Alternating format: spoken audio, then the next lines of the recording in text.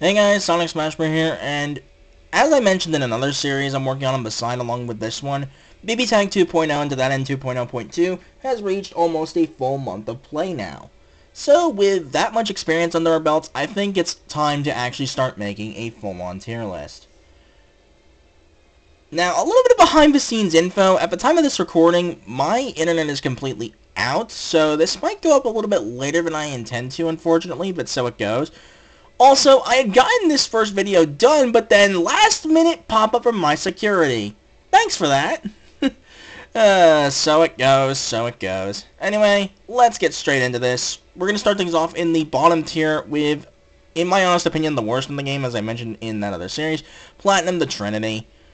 Yeah, she got like 2 changes this patch, and while they are nice changes, a 7-frame 2A is really fucking good, especially since it's a low. Unfortunately, she just really didn't get anything. It's like last patch. If she wasn't good for you before, she won't be good for you now. Moving right along. It's unfortunate that I have to say that, but I can't really say anything about Platinum that hasn't already been said. Except for the fact that at least she didn't get intentionally nerfed. Looking at you, Makoto.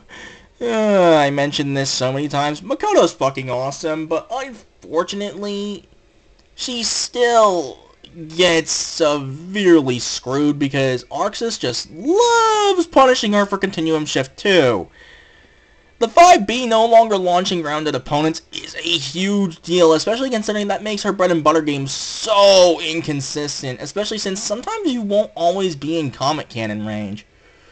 And yes, the wall bounce being consistent now is a huge thank fucking god, and I do like some of the changes they made to the impact gauge.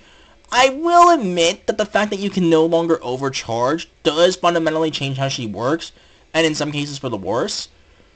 But at the very least, you can get some of the charge stuff consistently now.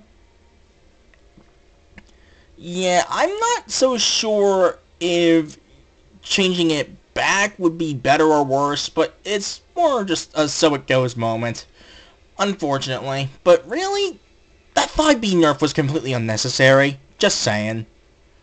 And last up, the Queen of Bottom Tier, New 13. Basically, she didn't change much. The new 4B is really nice, and that's really the only major change she got.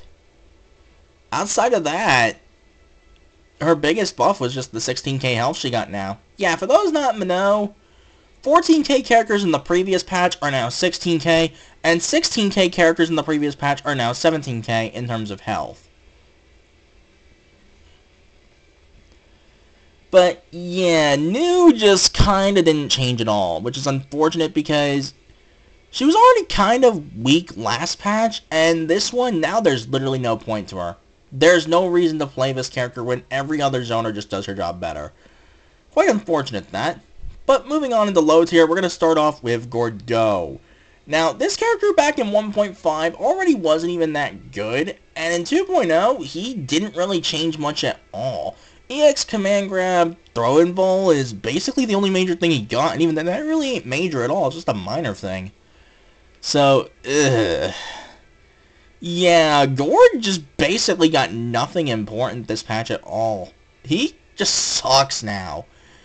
Yeah, Grim Reaper Assist is still really good, and 6P is pretty solid as well, but when those are your only real things, Gord's just terrible now, unfortunately. He's gonna need some of his old stuff brought back. Not all of it, please no. But at least a few of the things that were just the lesser of his evils. Just to make the guy be able to compete somewhat reliably again. Jesus Christ, Gord sucks now, though. And for the last of bottom 5, a character I hate having to put in there, Noel Vermillion. I've mentioned so many times how freaking precious she is, and that still holds true even now. But, yeah, they didn't fix the problem Noel had over the course of this game, period. Yeah, her new auto combo stuff is nice, and the fact that she now has a anti-air 4A is pretty alright, but the problem is that also comes at the cost of her 6-frame of bar A, which for those not in the know, that basically means it's your fastest button as far as normals if you need to mash out of something. So now her fastest is a 7-frame 2A, which is still pretty respectable, but she doesn't quite have that 6-frame check for some matchups, unfortunately. So it goes.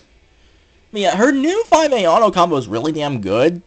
But they didn't fix the freaking problem with Noel. And while yes, Optic Barrel now being a knockdown and semi-tracking is really good, she still has no way to combo into her drive routes normally without counter hit on her own.